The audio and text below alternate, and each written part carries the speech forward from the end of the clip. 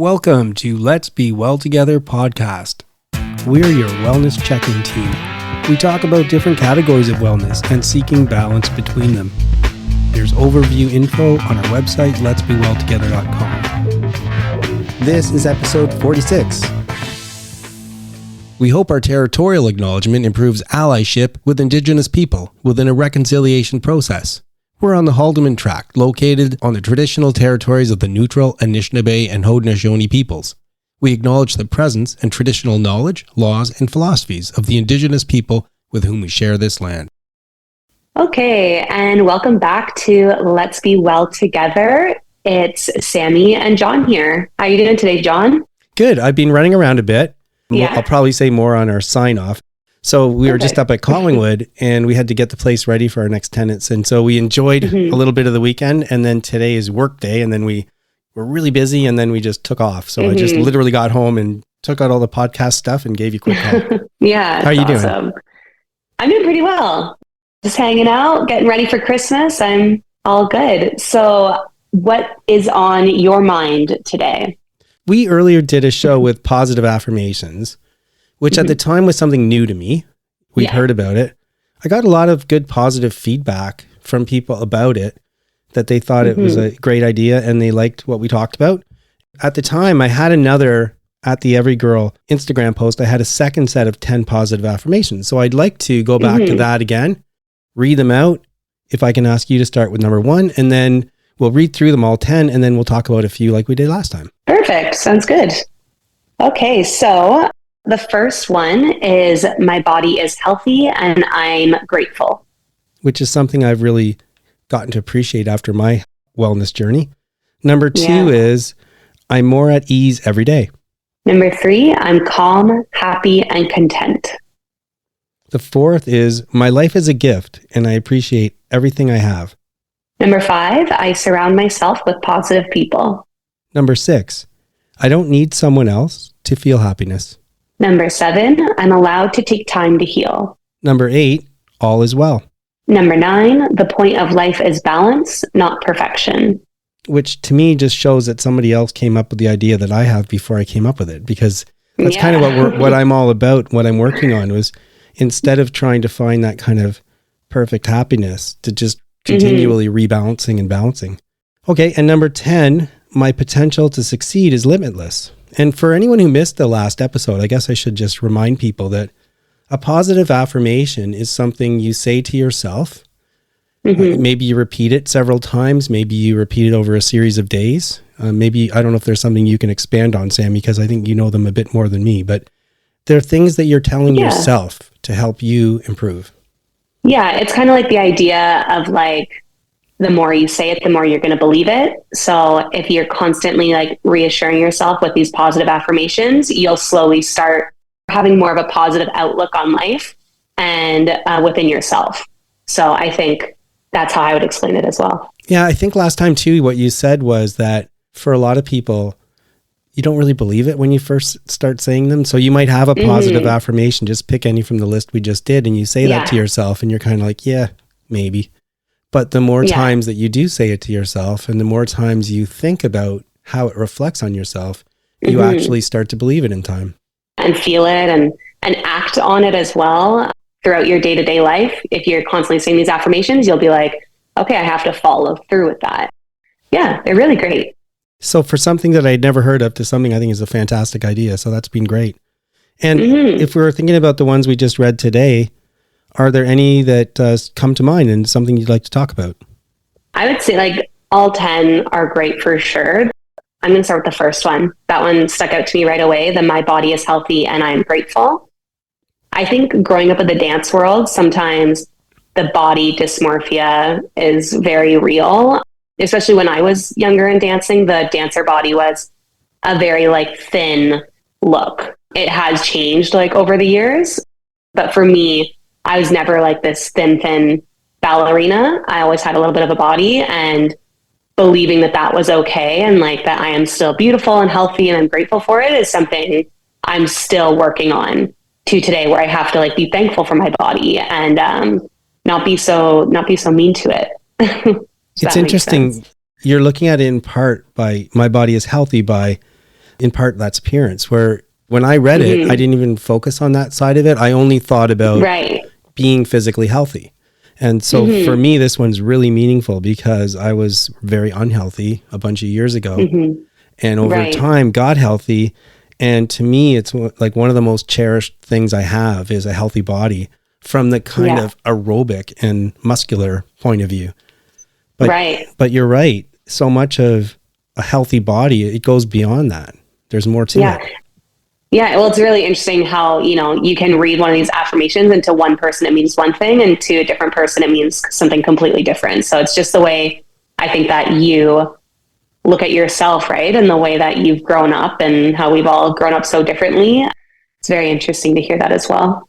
And it makes me wonder too, whether positive affirmations might strike you differently at different stages in your life and different stages, where your head's at. So that's really fascinating. For sure. Yeah. Kind of in that same context, I'm going to jump to number 4. My life is a gift and I appreciate everything I have. You'll see flashed across a lot of the let's be well together and accidentally well stuff, that expression, live life in every breath. And it's something I just love that expression. And as I've said many times, I'm not exactly sure how to do that yet, but I'm trying. And one of the biggest parts that I've noticed is I used to always think about, we're on our way to this better place. We're on our way to better shape. We're on our way to more intelligence. We're on our way to more money, better job. I always was looking forward, and I never stopped to think that what I have right now is so special. Like just being alive in this moment and having an opportunity to experience the things I'm experiencing is so amazing. And ever since I had that mind shift, this kind of expresses it. My life is a gift and I appreciate everything I have. I've been a lot better at this one. And I have to say that my life feels richer and happier ever since I started appreciating this one. So when I was in India, we were talking with some Buddhist monks, and that's something like they very much like live by, is living every day and being appreciative of your day, instead of like, it kind of happens like in the Western world where we're always like chasing that next thing, chasing that next high, and we're never going to be truly happy until we have that. But then there's always going to be another thing, right? It's always like the grass is greener. But that mindset is, I think, very much like a westernized way of thinking, because we're always chasing that next great thing. And it kind of stops us from like being thankful for today. So it's something that I want to really think on as well. If I do want to make that live life in every breath expression more a part of my life, I think this would be a great positive affirmation for me to tell myself regularly, just to remind myself. Because the other side to that coin too is that not only am I often living in the future, but I'm often living in the past. So I often get regret for something that happened, or I'm like, oh, why did I do that? That was such a bad thing to do. Or I failed and it's still hurting me now because I failed. And again, it's not letting me just appreciate, like right now, what I have right now is so special and so appreciated. I don't want that tarnished by the past. So I can imagine why the Buddhist monks that you met do well to try and enjoy today without worrying about yesterday or tomorrow. Yeah, definitely. And it's hard, I find, also worrying about the past. And it's funny, sometimes it'll be like the silliest thing of, I was with a group of friends and I said something and I was just like, why would I say that? Like weeks later, I'm still thinking of it. And I'm like, why am I still going over that scenario? And then if I bring it up to a friend, then they're like, I don't even remember you saying that. Like it's like something that stays in your mind is nobody else is even thinking of, even though you think that other people are thinking of you constantly, even though that is not true. Well, everybody's just thinking of themselves, right? Luckily that happens to you, because for me, I don't say it. I don't bring it up, right? And I have ones that date back years. Right. Like, why did I say that? That person must hate me or think that I'm a complete ass. Yeah. And it's just bad. And maybe they did forget about it, but I wish I could. Yeah, right? I know, it's just that loop of just playing over and over again. Not fun. Is there one more, maybe just before we wrap up? Is there one more that you'd like to chat about? Sure. I think one that we both really gravitated towards was the point of life as balance and not perfection. That's something that's very important as well, and something I'm also working on. I think I've said this before on the podcast. I'm a bit of a perfectionist. And when something isn't perfect, even like within our house, like the renovations and stuff, all those little imperfections, they make me have a little bit of anxiety because I'm like, oh, I can't believe that's not perfect. Or if, I'm dancing and I don't do it perfectly, or if I don't have the perfect choreography or anything like that, like I'll be focused on the perfection of it versus the balance of what makes me happy. Am I content? Am I happy? Am I enjoying my current life instead of like focusing on being perfect always? And that's something I need to start letting go of, is the perfectionist in me. And similar to the last one, like live every day to its fullest. A couple things come to mind there. One is that in striving for perfection in one area, you're forgetting, in terms of when you're thinking balance, you're not recognizing that you have all these great things in other areas, right? So you're striving for perfection in the house or whatever, the renos, it's driving you crazy. And you're not being able to appreciate, your social life, your family life, your work life, and all the rest of it. Yeah. And if you're similar, if you're trying to be so perfect in that one aspect, chances are all of the other aspects of your life are going to be like super messy. Like you're just, because you're not putting the same amount of energy and thought into it. Right. And that's my theory, which is you focus on one area of wellness or two, and you don't even notice that you've put 6 on the back burner. And then you start losing stuff in those areas without ever having made a decision to do that. And the other thought too, just from my perspective on number 9 about perfection, why it's so dangerous, why it has been dangerous in my life, is because I don't think I can ever be perfect. I don't think I can achieve perfection, possibly because I'm maybe a bit jaded or a little skeptical on that side. And therefore I don't try. I mean, that's happened to me at times. I can't do it perfectly, so why even do it at all? Whereas if I could just break free of that perfection thing and think, it's okay, John, just move, just build some building blocks for balance and take a step, maybe not the perfect step, but do something, and you'll get some level of balance instead of worrying about having to have that perfectness. So that's a really good one. Yeah. And I can relate to that as well. Like just that feeling of, why would I do it if I'm not going to be perfect at it? And I think a lot of people can probably relate to that as well. Yeah, it's hard. It's hard within our society as well. Like everybody's supposed to be perfect and always like on and always like doing great. And then it leaves no room for you to like show who you truly are maybe, and like expressing what's going on in your life that might be not perfect. One of the messages I'm trying to share in my wellness journey is I'm doing a lot better if I just keep moving forward, as opposed to trying to be perfect. Just keep moving forward. And sometimes it's 3 steps forward and 1 back, and then 2 forward and 3 back. Now I just try to always keep moving forward, and I just find it's a much better way to live my life. Definitely. Okay, well, those were some great positive affirmations. I'll try and remember to put that picture up on our Instagram page too, along with when we have the post for the new episode being available. That's it from my side. How about you, Sammy? Yeah. Start saying these positive affirmations. Guests are giving their time, expanding our minds. Following this update from the City News Center, the story of a Kitchener man who got accidentally well. We'll tell you how coming up on the Mike Farwell Show. This is City News 570. Have you ever had one of those talks with yourself? You said to yourself, Farwell, something's got to change. You got to change this or that. And then maybe you do, or maybe, like so many of those conversations, you don't take your own advice or you fail to follow up on it. Well, John Webster did not fail to follow up on the conversation he had with himself, and it has led to not just a book and a new podcast, but an entirely different outlook on life and lifestyle. And John joins us to talk about it this afternoon. Hi, John. Hello, and thanks for having me on your show. Oh, thanks very much for making the time. I loved the story that you described as longish, but gave me the Coles Notes version of. It really just speaks right to my core. Can you take us through your journey and what led you to getting accidentally well? Yeah, and I should say, actually, there were some failures along the way, many, in fact. I had that conversation with myself many times over the decades. So I studied philosophy at University of Waterloo decades ago, and back then I naively thought that I would find answers to all of life's big questions, like we all do at university. And surprise, I didn't find those answers. And then I got busy with family and work and finances, and just like it happens to so many of us, decades passed. And then I forgot all about the big questions. And on the physical side, and I think a lot of us would probably have this same story, I think it's relatable, I let myself go physically. And over time, it's so easy to gain a couple pounds here and there.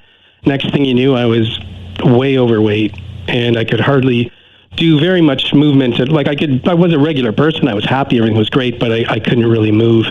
And then when I turned 50, that was kind of like cold water in my face. I looked in the mirror one day, and I'm like, who is this person? I don't even recognize myself.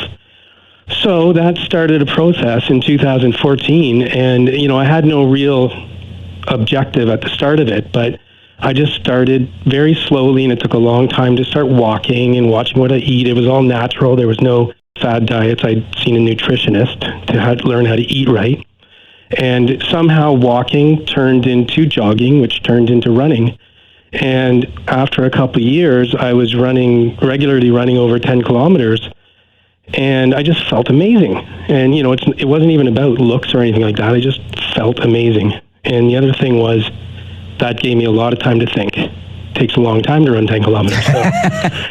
So time after time, my philosophy somehow kicked back in, and eventually I had an epiphany about how to get well overall, not just physically. So that's kind of how it started. Well, so I love two things about this story. I mean, and setting aside the transformation itself, but you admitted to and acknowledged the failures that happen on your way to ultimately getting on the track and then staying on it. And second to that, the other part I love is how well you felt how good you felt as you got into shape, because that does matter. Our physical health is a key part of our overall wellness. I would say that, and, at the end of the day, so my book is called Accidentally Well, and our podcast is called Let's Be Well Together. And we talk about a lot of areas of wellness. I talk about 8. But at the end of the day, if people take nothing else from the stuff that we're saying, it's that they need to make physical activity, regular physical activity, a part of their everyday life for its own sake, because it really, honestly, it unlocked a whole bunch of thoughts, and it just makes me feel amazing every day. And now when I see people who aren't physically active, I lament that it affects every part of their life. So what areas of wellness do you take a look at when you're, in the podcast, Let's Be Well Together, in your book, Accidentally Well? What are these 8 areas that are important? Yeah, so let me just, if I could, just walk you a little bit through the breakthrough that I had and how I see trade-offs and categories. So I was running along one day, and I was thinking about different categories, which you're asking about. But a lot of times we think of mental and physical, maybe spiritual, when we talk about wellness. But I was thinking, what if I broaden my mind? What else is out there? So, for example, art. I love music, for example. It really enriches my wellness. If I'm in a bad mood, it helps me feel good. So maybe art is a category. And then what about environment? How can I pursue wellness in myself if I'm, for example, luckily I'm in Kitchener, which is a beautiful city, but what if I was surrounded by smog and toxins and stuff? And also walking in the forest makes me feel wonderful. So what about the environment? And then what about other things? So I ended up coming up with what I have as 8 categories of wellness. They include mental wellness, artistic, environmental, spiritual, physical, intellectual, economic, and social. And social, for example, is another good example. How can people and you talk a lot about these issues on your show, how can people be well in a community if they're outcasts, if they're put down, if there's, if they can't feel comfortable in their own world? So that's what I was thinking about. But then once you then get the different categories, how do you actually foster wellness in each area? So that was the next thought. And simple solution, you got to do something. You can imagine being well, and that's nice. But if you want to, for example, get better on an economic level, you got to do something. And so then the question was, what do you need to do? So I started thinking about that. Things like exercise for physical wellness, or budgeting for economic wellness, or walking on a forest path for environmental. So then the next step, if you don't mind me just rambling on a little bit, the next step is then the trade-offs. I thought to myself, hey, I don't have time to do all this stuff at the same time. How can I deal with 8 areas of wellness and activities for each one in a busy life? And that made me realize that I had been making trade-offs that I didn't even recognize. So, for example, because maybe I was really busy at work, I had let social life slip. I had let other things slip. Not because I chose to, but just because I didn't have time to deal with them.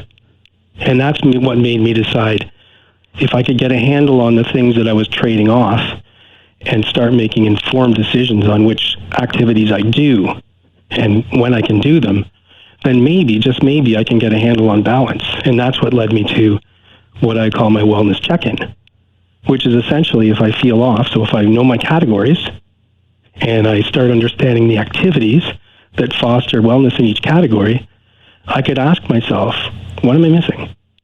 And that's kind of my wellness check-in. Do you miss any of the things you traded off, John? Well, see, the thing is, it's interesting you ask the question that way, because that makes it sound like there was something in the past that I've left behind. But what I now see is I'm making trade-offs all the time. Right? So your question is there something I miss? Well, sure, I miss the taste of food that I don't eat anymore. But not really, because the feeling of being healthy outweighs that feeling of how the food tastes. But what I see now, like, think of balancing like this. And actually it came from my wife, Sheila, who was a dancer. And I was trying to explain this, and she came up with this great analogy. She said, when I was a kid and I was learning to dance, I'm going across a stage and I'm doing all these spins and moves and whatever, and I'm continually losing my balance and regaining it, losing it and regaining it.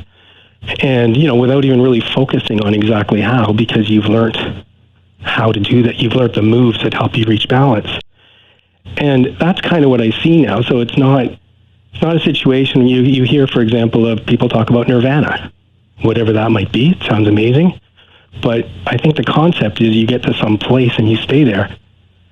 No one knows the path there, a few people. But if you think more about balance, then it's, let's just continually figure out this week what I have to do to rebalance, and then next week and the week after that. So it's not really a matter of missing what was going on before. It's just a constant kind of rebalancing. At what point in the journey, John, did the idea for the book and following even the podcast come about? So I eventually thought that this was a good idea that works for me. And of course, who knows if it works for other people, but I thought it was a good idea. And so initially I just wanted to write it down for my kids. So I started making some notes about how the theory worked, and that made me develop the theory. Initially, if you can believe it, I was going to try and figure out a formula to be balanced continuously at the same spot forever. All the categories, right? Aha, the Webster formula, we got it. And then I realized that was a mistake, and that's why now I see it more as a rebalancing. So as I developed it, I was just hopefully going to share that story with my kids. And as sometimes happens, notes turn into paragraphs that turn into chapters, and it turned into a book. And then I honestly didn't want to put it out there, because there are a lot of failures. I think that's what people say is relatable in the book, that I don't talk just about successes, but failures. But who wants to put their failures out there? Nobody. So I didn't want to put it out there. So frankly, I sat on it for a couple of years and then decided, you know what, if this might help somebody, if somebody else might gravitate towards this and be able to find some balance and work towards wellness, I kind of have an obligation. So that's what turned into the book, and that's why we do the podcast. I love the title, Accidentally Well. I'm sure it was deliberate, but why do you describe your journey in that way, that it was such an accident? Well, in fact, the editor, one of the comments he had is I should rename the title, but I like it. But I said it was an accident because I just found it ironic that I spent so much of my youth trying to find these answers, and I didn't. And then when I gave up on finding them decades later, it fell into my lap. But when it actually came to developing the way forward, it's not an accident. It took a lot of thinking and work and calculation and the rest of it. So it's kind of a catchy title, but it's maybe not perfect. Where can people find it, the book Accidentally Well, or the podcast Let's Be Well Together? So Let's Be Well Together. It's part of a podcast team. I have to just do a quick shout out to my co-host, Sammy Damaren, who's much younger than me. She's a 2018 U of W grad, and she brings a different kind of view, which is amazing. And Cameron Earnshaw, who's an up-and-coming musician who does a short segment about we call Adventures of the Starving Artist. My wife, Sheila, is on the show, and there's a co-host, Julie Wilson. And you can find it anywhere, Spotify, Apple Podcasts, Google, or you could go to letsbewelltogether.com. If you do that, I suggest going to the archives page where you'll see a bunch of past shows and get a sense of things. And for the book, you can find it on places like Amazon or Indigo. And there's also a website, accidentallywell.com. As a slight aside here, John, you let me know in our email exchanges something that you accomplished on this journey that I absolutely love that you accomplished. In fact, we've spoken to a couple of people on this show, one who walked every street in Kitchener and Waterloo, and one who did the same, one who jogged them in Guelph. And you also ran, as part of your journey, every single street in Kitchener. Yeah, so it's a fun little story for me anyway. So I have met Barry Verbanovic before, doing different kind of service work, and he's a really funny guy, and he has a good sense of humor. I kept coming across these notes in running magazines that used a pun, and the pun was, "I'm not the mayor, but I run this city." So I was thinking to get a picture with Barry and make a T-shirt that said, "I'm not the mayor, but I run this city," and it's, me arm in arm with Barry. And then it occurred to me, hey, wait a minute, I could run every street in Kitchener. And so I bought a big wall map, and I marked off the streets I'd already run, and then I spent the next few years running around Kitchener. And it was really an amazing thing to do. And I really loved doing something I love running in the city that I call home. It was really spectacular. It speaks to me again at my core, John, just like your, the whole beginning of this journey for you, where you have that self-talk that so many of us, I'm sure, have had, if not all of us, something's got to change, and this time it's actually going to happen. And you were able to, even though you had some setbacks along the way, stay true to it, get on course, and here we are with Accidentally Well. The other part of this that speaks so directly to me is this sense of accomplishment. Every single street. I mean, that just fills my soul, John. It was amazing. And let me just throw this in too. There's somebody out there who's listening and who's thinking to themselves, oh, that's great, but I can't do it. And my message to that person is you can do it. And you don't have to do high intensity stuff. Just go for a walk. Just start slow. Find something you enjoy doing as opposed to something that's grueling, because then you'll want to keep doing it. And slowly, give yourself lots of time. For me, it was 2 years. And you can do it. Kudos to you for not only doing it, but for sharing the story and being so devoted to it the way that you have. It's really great stuff. Thanks for being here today, John. Well, thanks for having me. John Webster is an author and a podcast host. The book is called Accidentally Well. The podcast, Let's Be Well Together. If you're curious, what I like about John's approach, and I know there are many, what I personally like about John's approach is that it comes from a very real place. In fact, in that first email that John sent me to describe his journey, he talked about walking down a street in Kitchener, seeing the intersection and stoplight up ahead, and realizing to himself that he could, even if he wanted to, he could not have jogged to that stoplight. That's how overweight and out of shape that he was. And maybe that was his light bulb aha moment that, finally the conversations he had been having with himself began to get more serious, and he listened to them more closely, or whatever the case may be. But it's not some sort of fad. It's not some sort of, hey, take this and get that. It's just a person's real life story, and that person just so happens to be in the city of Kitchener, and also happens to be a grad of the great St. Jerome's High School, which I have a great fondness for in this community as well. So Accidentally Well, the book, Let's Be Well Together, the podcast. You can do any amount of Googling to find your way to John's story as he explained it here today on the show. This is the Mike Farwell Show on City News 570.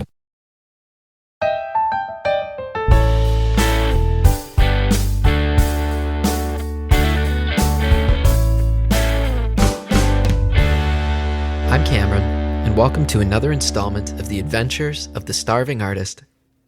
It's been a bit of a topsy-turvy sort of week for me here. Lots of ups and downs, and I've been left feeling sort of floaty as a result. Kind of a gray week. Not good, not bad. But there are some highlights I'd like to share.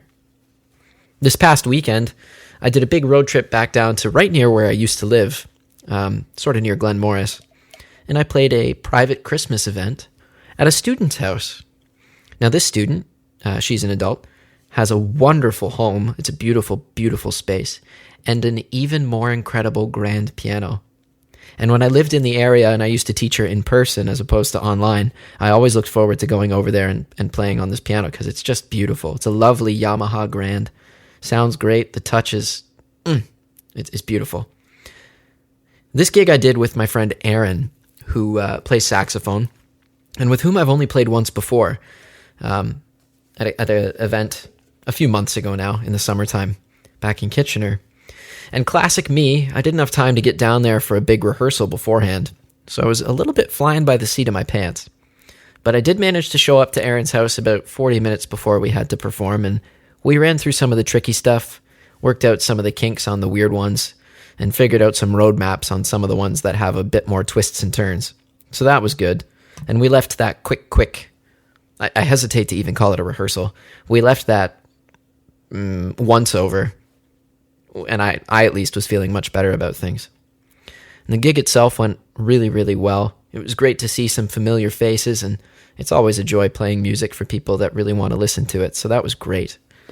Thank you again to Krista and Andrew for hosting us, and we look forward to the next one. On the way back, traffic through Toronto, I don't know what it is, but it doesn't matter what day or what time it is, it's always a disaster. So I was going through there like mid to late afternoon on a Sunday, and it was still a parking lot on the 401. It reminds me of all the memes that I see on the internet, where the 401 is the final test before you become a man in Canada or an adult, and it really separates the weak from the strong, and oh my gosh, all of those memes were ringing true, I'll tell you. That is a test of patience and character. But we made it through, and come Monday, it was hit the ground running back up here in Ottawa, because this weekend, it's the Rockstar Student Winter Concert. So we're looking forward to that. All the kids are getting excited. They get to show off the things they've been learning since the last concert in the summertime. And because it's winter, there are quite a few Christmas tunes making an appearance. I think there are a few Hanukkah tunes in there as well. But not everything is winter themed. We've got a few rock songs. And one of my students, and I never would have guessed this, but she wanted to do a jazz standard. So I have an 11-year-old student who will be performing How High the Moon on piano and singing it. Pretty cool. That's the skinny for right now. Yeah, that's pretty much all I got. Thank you so much for listening. I'm Cameron. This is The Starving Artist. Until next time.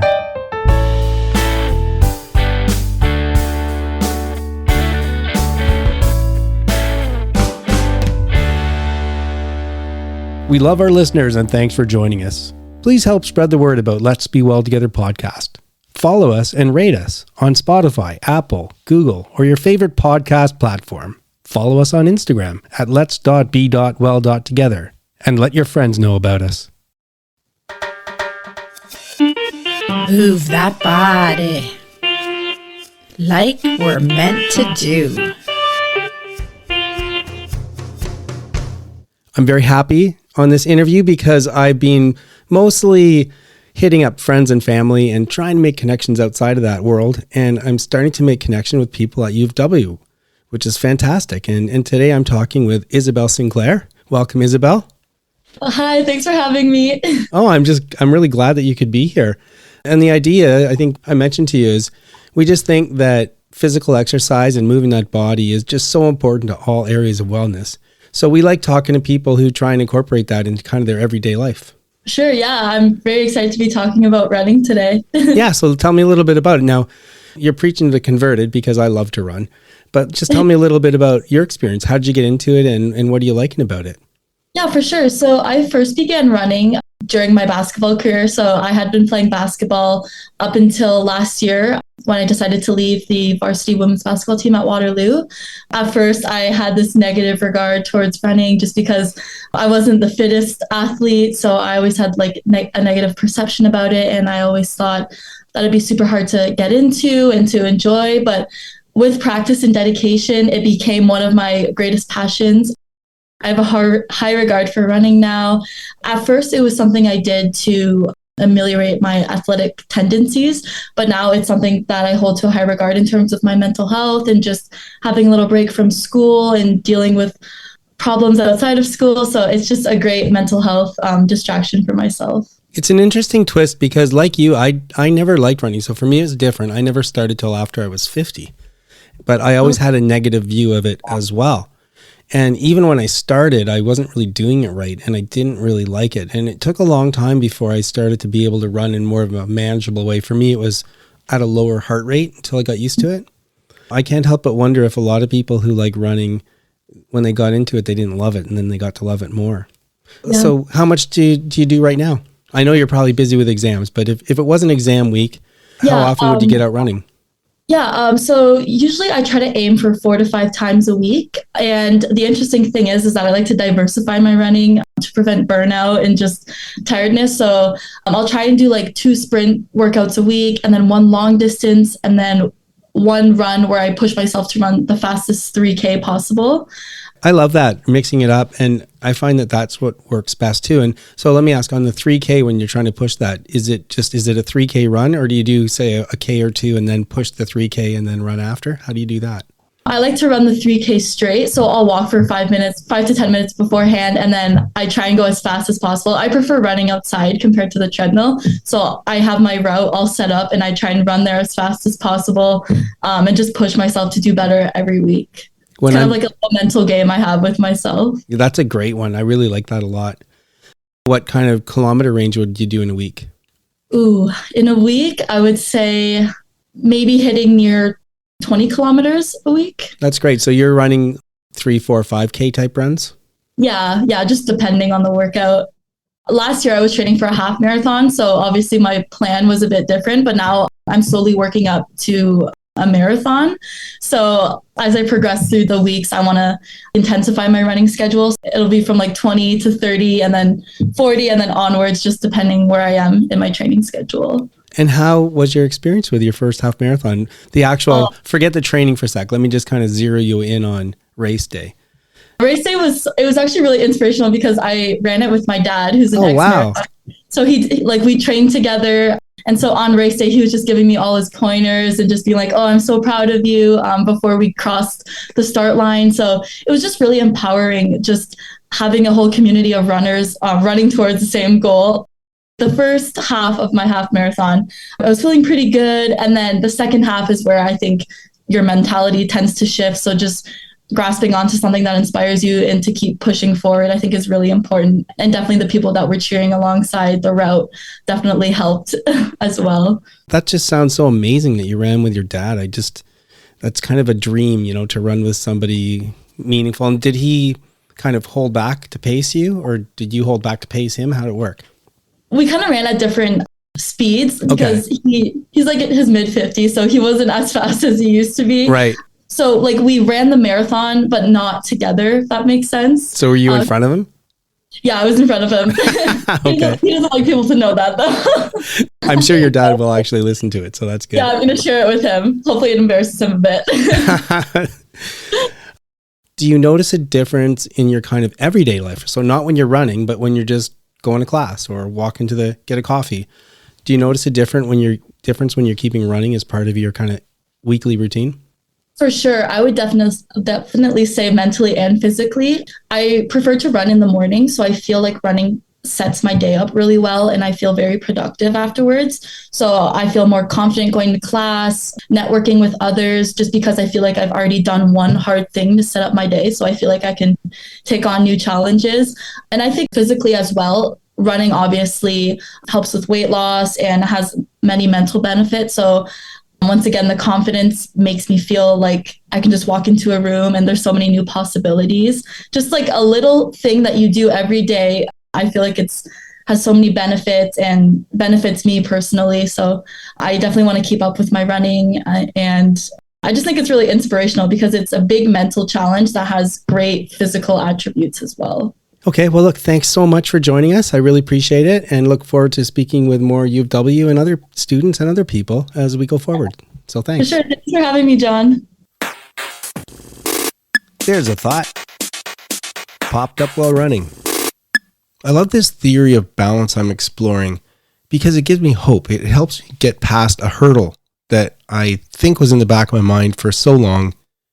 Didn't articulate it, but the hurdle was that I think I felt impossible that I would ever get to a point in my life where I felt, constantly balanced and everything was in the right place and everything was fantastic. That kind of dream. And I'm not at all, I often talk about the concept of nirvana, and I'm not at all trying to insult that concept. It's quite meaningful to lots of people. And I think my limitation is I don't understand it. But the version of nirvana that I talk about in my chats is one where after you do a lot of work and you finally evolve and work yourself to a certain spot, then you achieve this state where you stay at it. So that's the concept I'm talking about, which probably isn't the actual concept. I didn't think that was possible. And the great thing now in terms of this theory I'm working on is I don't have to worry about that anymore because that's not what I'm trying to work toward. I'm trying to work towards balance in a moment and in the next, and then next week, and then later. And I know that I won't usually have that great balance. But the other thing that's really been great in terms of my journey is that I can make analogies to running. And I have been lucky enough to a couple times feel what I consider to be a runner's high. This only happened to me twice. And I was out for a run and all of a sudden everything just felt perfect. It's hard to explain. I try and do that in my book Accidentally Well. The short version is all of a sudden I just felt a feeling of bliss. I started to smile. My legs felt powerful and strong, but at the same time, my whole body felt light. I almost felt like I was elevating off the ground. The other thing about it was it only lasts a very short time, like not even a minute. But it's a really powerful, great feeling. So that's the analogy now back to balance in life. I know that most of the time when I'm going through my life, I won't have that perfect balance. Sometimes I won't even feel great at all because it's hard work. Right? So it's hard work if you're working on all these categories, getting up early to go to work so you can deal with your finances and then doing something else and something else and something else and the physical and all the rest of it. But what's great about the analogy is maybe if I keep doing that, then every once in a while, without it being able to expect when it's going to happen, all of a sudden I'll feel that sense of really amazing balance in my life. And maybe it's fleeting. Maybe I hold on to that for a moment or less than a minute. But I know that if I keep working on it, then every once in a while, just like a runner's high, I'll feel like kind of high on life, on balance. And I might fall off of it again and then move forward feeling pretty good balance, but not perfect. And then other times work through the times when I'm feeling bad balance. But at least I have hope. And I know I don't have to try and achieve a place where I'm at that spot and holding it continually, which just doesn't seem realistic to me. But I can enjoy it when it does pop up. It's me. Yeah. Just let me say, flip side of the coin. Hey, Sheila, there's something I keep forgetting to ask you about. I'd like to ask you about it. Okay. We recently did the Frederick Street Art Walk. Yeah. So in Kitchener-Waterloo, there's an area in town that they often call like the Frederick Street area. Right. And a whole bunch of amazing local artisans. I think we might have mentioned this on a sign-off. Yeah. A whole bunch of amazing artisans get together at different houses. Sometimes they group together and they sell their wares. Like a whole bunch, like tons. At one place, we bought a painting and I was talking to the artist and paying for it and all that stuff. Right. And then you wandered, there was somebody else showing stuff around there. Mm-hmm. Afterwards, you mentioned something to me and I just wanted to ask you more about it. Okay. So you said that she was selling something like stuffed bears or bears and they were called huggable bears. And tell me about it. Yeah, she just called them huggables. She was a knitter. So she knit these little, so cute little animals. And this particular one, her daughter called it her huggable. it was just this little kind of bear that you could fit in your hand. And what she does, her daughter does, is whispers all the things that are in her mind or all the things that are bothering her or things before she goes to sleep. She whispers them all into the bear, and then she gives it a hug, and so that she can then forget about it and go to sleep. Wow. So this could be good things, bad things. Yeah. Yeah. Or secrets or whatever, and whispers into the bear and then gives it a hug and goes to sleep. So she calls them huggables. And that's the idea, that it's supposed to be a kind of a stress reliever or, a comfort thing. I wonder if the child came up with that or the parent. Yeah, I That's wonder. such an interesting concept. Yeah, I don't know if the parent told the child to do that. And so, that was her routine, or if she came up with it herself. But she told me that little story and I was like, oh, that's so great. Because sometimes things are just on your mind. And if you just say them out loud, they kind of disappear. And who knows what works for different people. And I can imagine that working for a lot of us. Yeah. So I thought Maybe that I was need a little huggable. a little huggable. Yeah. Because my mind's often spinning before I go to sleep. And by the way, I found an article about a breathing exercise that I want to talk to you about at some point, whether it's on Move That Body or Flipside. But if there's any way that could help stop the mind from spinning right before you go to sleep, what a great thing. Yeah. And I think you can get any kind of little teddy bear or stuffed animal or whatever and try it and see if that works. But yeah, I thought that was an awesome idea. Too bad I didn't actually know who the person was. Yeah. I don't think I can find out at this point. But if I ever do find out, we'll make a note of it and put in the show notes or something. And I'm sorry, whoever you are, if you're listening, that we don't have your name and can't give contact info. Yeah, because you were talking to the other artist. But there was quite a few really great artisans at this little event. And I love the creativity. All these different things, you're just like, wow. They just have such great, cool ideas. That's what I love about these kind of art shows with local artisans. Mm-hmm. One person was making throw pillows from old t-shirts. Yeah. All from old t-shirts. Idea. Yeah. And like very vintage kind of, superhero or whatever t-shirts. And so they were very soft material, like really comfortable and just really cool. Right. Yeah. Because it kind of reminds you of when you were young and stuff. So I thought that was really cool. And then someone else made invitations. Out of paper, she made these little either birthday or thank you cards and stuff, but she utilized every single thing. So she cut out something and then there was extra of this. She would, put it in a design here, but she'd also then punch little paper holes and make confetti so that every single piece of the paper was used. That's amazing. Awesome. Yeah. Anyway, so we had a really nice time on that art walk. And I thought that huggable animal, I said bear, but it could be any animal. That idea was a great one. And I'm so happy for that young child who found a way to toss away thoughts and fall asleep. Yeah. Please remember that we're not providing advice. We hope to inspire you to work towards balance, and we urge you to consult with qualified people if you need advice. The people on the show are speaking in their personal capacities. Their views expressed are their own, and don't represent the views or opinions of their outside contacts, their employers, or anyone else. We try to get things right, but we can't guarantee everything we say is correct, or that the things we talk about will work for you. Let's be well together, and let's be sure to do that in a safe way. It is sign-off time, and it's John with Sheila and Sammy. Hello. Hey. I don't even know what to say. I've just had a whirlwind week. I'm catching up, so I got back to the office and had a mountain of work to do, and so that was a whirlwind, and then we had to get the condo ready for people to move in, and they're going to be there for 4 months. And so that was a bit of a whirlwind. So I can't really articulate very much. So I'm going to just take the easy route and pass it over to Sammy. Are you doing something interesting this week that you can actually remember? Yeah, I am not. Sorry, that's Lexi. She wants to be included. It's her dinner time. So she's asking me for food. She's like, get off the computer. You're fine. So I've been like pretty productive. I think at work, it's kind of like that time of year where I'm like trying to get everything done, finish up, tie up everything so that I can like relax over the holidays and not come back to like unfinished work. So that kind of feels good, like getting some stuff finished. And then, just been decorating. Our house is very Christmassy, have all the decorations up. We're feeling the spirit. And we recently watched, I don't know if you guys have seen that, like, obviously you've seen like the Santa Claus movies with Tim Allen. That's funny, obviously. I think I've seen one. Is there more? Really? Yeah. How many are there? I just there's 3. Oh, okay. No, I haven't seen them. Came out, really? Yeah. But I mean, I think Tim Allen's funny. I just haven't seen them for some reason. Oh my gosh, that's so funny. I just like assume everybody's seen them. Well, they're great movies, but they just came out with a new series. So it's with Tim Allen, and it's like some of like the original cast, and it's like him as Santa now. So we were watching that like all day today while it was snowing. So nice. It's very Christmassy. Yeah. How about you, Sheila?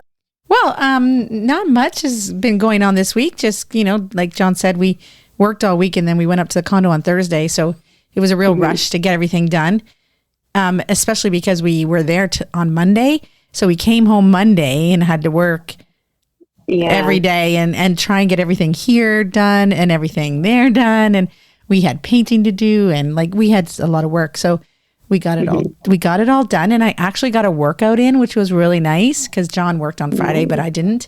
So I worked out, and I was really sore. Yeah. So that was a bit of a drag, like I was doing glutes and abs and core and all that. And the next day I woke up and I was like, oh, I can't really walk very well. Oh, my stomach. So I want to get back into working out this week. And we've had all our Christmas stuff up for a few weeks. So we're pretty much ready, but we're not doing much Christmas partying. Are you, Sammy? Are you going to have any parties at your house? We might. I have like some friends coming over on the 19th and like little get-togethers. Oh, that's nice. But yeah, nothing too crazy really. No. Yeah. I think everybody's still kind of getting into it after COVID. Exactly. Yeah. The big parties. Yeah. Got to get all organized for our Christmas parties. So, but it's so nice to see the snow. Like it was just a nice light snow, and even driving back from Collingwood, the roads were fine. So it's really nice to see the snow, and it's beginning to look a lot like there Christmas. was one section of road when we were driving, and there was for about half a kilometer, it was these massive trees that looked like massive Christmas trees, and they just had the perfect amount of snow on them. It was beautiful because it was soft snow. So it was really nice. But you reminded me of something too. So I said I'm busy. I couldn't remember anything. Well, I do remember one thing that's kind of important on the wellness front, which was, so my dad's funeral was on Saturday. So there's a lot of planning leading into it. And I was going to go back to work on Monday, was going to have to meet with a group as a team. And the team leader said, hey, John, you might want to think about taking one more day off, like take Monday off. And at the time I'm like, well, that's kind of dumb. I'm, busy. And then I thought, that probably is a good idea. And so Sheila and I, and two of our kids, Elise and Alex, we all had a bereavement day. And we decided to go up to the condo on the Sunday, Monday. And in retrospect, that was a real game changer. Like just the fact that we could hang out together and just, not really talk about the funeral, but just be together in those days, I think made a big difference. And so I hope I don't have to face this kind of situation often, but if I do, I'm going to remember then that, yes, you're done the funeral, but you haven't yet had time to decompress because you've been so busy. So that was a really good learning lesson for me. Yeah. And it was interesting because that week we went to Blue Mountain on a Sunday night, and there wasn't that many people. And then this time we went on Saturday night, and it was crazy, like a party, like New Year's Eve. There was even fireworks. There was a fireworks at 8:00 and all the lights were on, and there was a DJ playing, and I seriously thought it was New Year's Eve or something. I was like, this is crazy. It was pretty amazing. And the difference between like a Saturday night and a Sunday night was really, really. So we had fun with that too. Yeah. Okay. Well, it's been a great week. I hope everyone liked the show and hope you like it next week. So Sammy, Sheila, bye for now. That is it for today's show. Please try and make wellness a priority. You deserve it. If you feel the need to talk to someone or ask for help, please do that. Accept yourself for the person you are. So long. Adieu. Auf Wiedersehen. Goodbye.